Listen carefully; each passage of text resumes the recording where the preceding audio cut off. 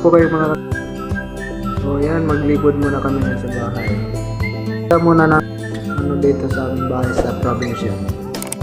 Huwag niyo makalimutan mag-subscribe sa YouTube channel ko po, mga ka-TMC. So ayan guys, mga ka-TMC, kung ngayon na yun mama ko. Yan.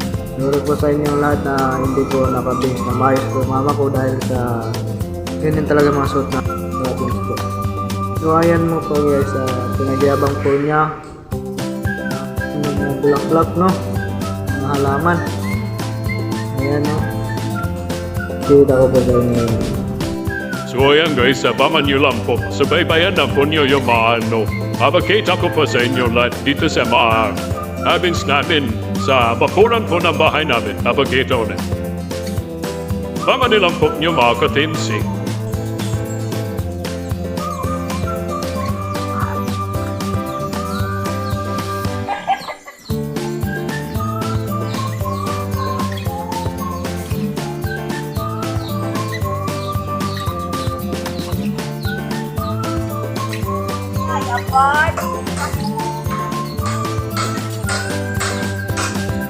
Uy, deh.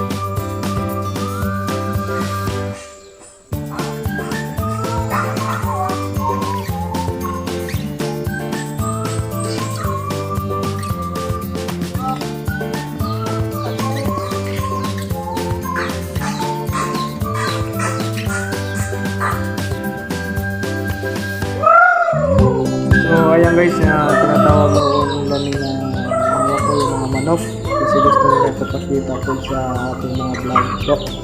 Ngayon po, kumakuha po yung mama ko po ng pampasaw po ng manok. Ngayon po yung pinapasaw po namin ng manok po kasi siyempre po kami pamahirap yung mais lang po na ginano lang po namin, yun yung pangpasaw lang po namin. Tingnan lang po nyo ang mga manok na yun po na siguro nyo umabot na 100 plus yata. Yan yung pang-paano po sa mga pag-nabusan po ng ulam, pag naginagutan po kami ng mga ulam. Libre lang po, katay lang sa amin. Hindi pa po umuwi yung iba po kasi mahali na po.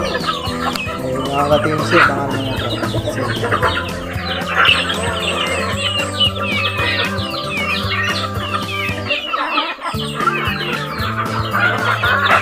A few moments later. Ito ada ning lansangan no.